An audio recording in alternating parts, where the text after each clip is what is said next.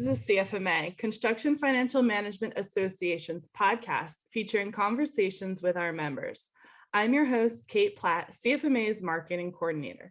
This month, I'm joined by Chief Financial Officer of OCP Contractors in Holland, Ohio, a certified construction industry financial professional, and the incoming chairman for the 2021-2022 year, Pam Hepburn. Everyone, welcome Pam Hepburn. Thank you so much, Kate. I appreciate you having me on. And I'm so glad you made time for us. So let's get into this. And why don't we start with, how did you get into this line of work? Well, the easy answer is I answered an advertisement in the newspaper because when I started at OCP, we still advertised for positions in the newspaper. So yeah, I answered an ad in the newspaper to a PO box for a job cost accountant. And I was hired by OCP and I've been there ever since. So your career is with OCP and yes, you worked your way up. I did. And really CFMA has been a critical component of my success at OCP. So I started as a job cost accountant, which is pretty much balancing the accounts related to direct costs on jobs.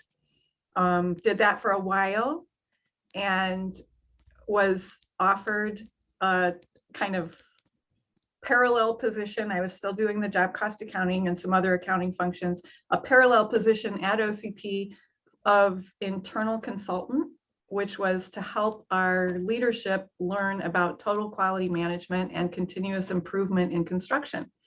So that was a lot of fun for me. There was a lot of reading and learning, and I went to some seminars and worked with some other companies and networked with some companies that were doing TQM, which is now lean construction, is probably a term you've heard now, but back in the 80s, it was TQM.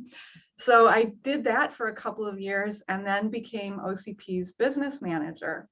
And at that point realized I needed a lot more in-depth information about construction financial accounting. And so I became a member of CFMA and attended the basics of construction accounting when my chapter taught it. I also attended other chapter meetings when the subject matter interested me, but I was kind of too busy and didn't really know the people in my chapter very well yet. So I would just go if I was interested in the subject, not every single time. And then in 2009, I was able to attend the national conference in Las Vegas and really was interested in attending that conference because so much of the CFMA content applied to my job. Oh, wow. So yeah. You really got involved after that 2009 conference? It was. I went to the 2009 conference and I took one of the first courses that I took was on the weekend, and it was a day-long CCIFP overview course, which we still offer at CFMA today. Yes. And I thought, wow, wouldn't it be cool if I could get certified? So I decided that was a goal leaving the conference, was to study and get my certification. And I did that in September of 2009 and started regularly going then to my chapter functions every month because there was that continued learning component. And then I met a lot of people at the chapter, became friends there. I was invited at the chapter level to sit on the strategic planning board. And I also was able to attend the conference, national conference, the next year. And on the train, I met Gretchen Kelly, who encouraged me to be involved and told me how much more I'd get from my membership from being involved on committees. And I met Lisa Attino Johnson, who invited me to serve on the national subcommittee or national committee for specialty subcontractors, developing content for the newsletter for subspecialties and developing content for the national conference. So that was a lot of fun. And then I went on to chair that committee eventually, serve on the executive committee, and now serve as an executive officer.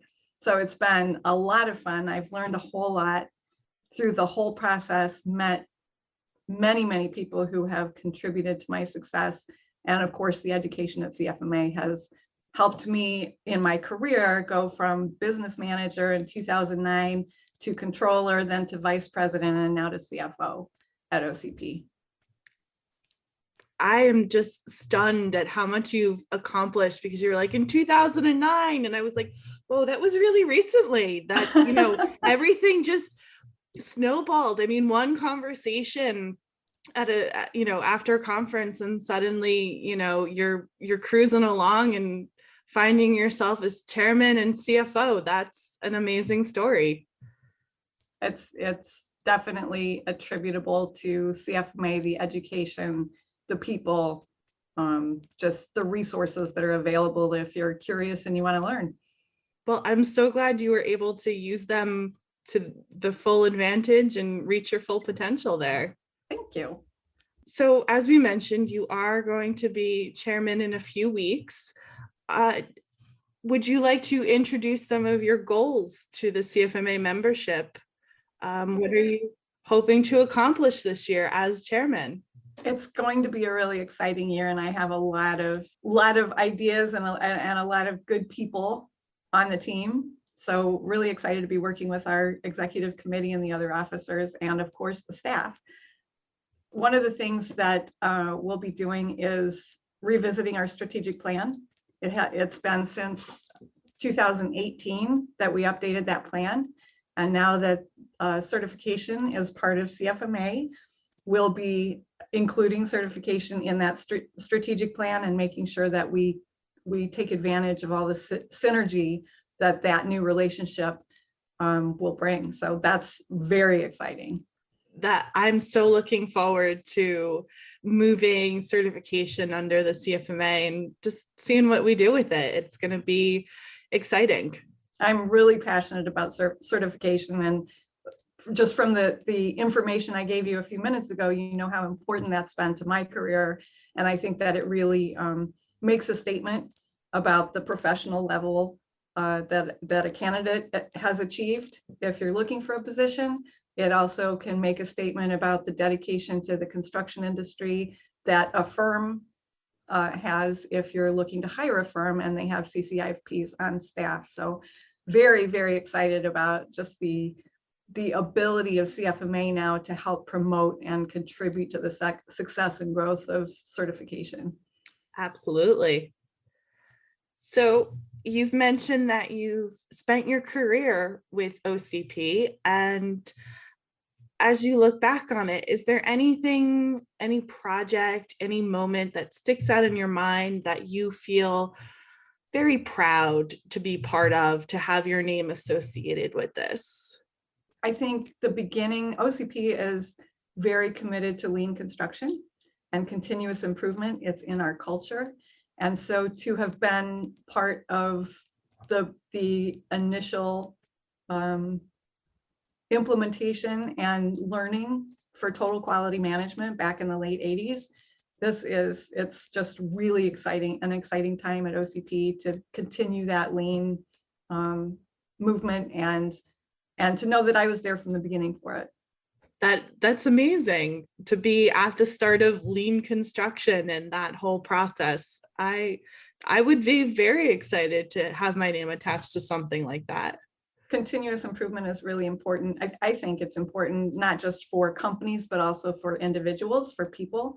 I think continuous learning is part of continuous improvement. And that's why I think CFMA is such a good fit for me, because there's all the continuing education, and everybody at CFMA is trying to incrementally get better and better.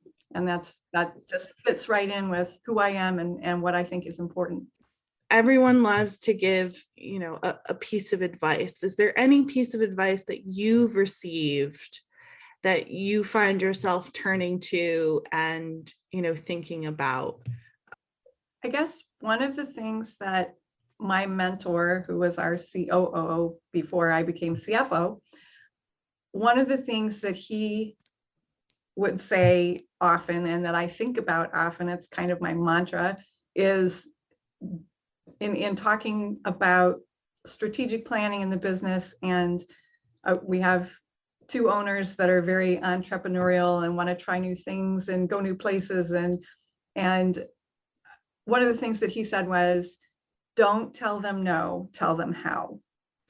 So I think that has been a really good piece of advice for me in evaluating strategic initiatives that they might come up with, and explaining risk, and those kinds of things, which are part of the CFO job, to say, yes, we can do that, but we have to do it this way in order to keep the company in line or keep the company safe, or, manage our risk.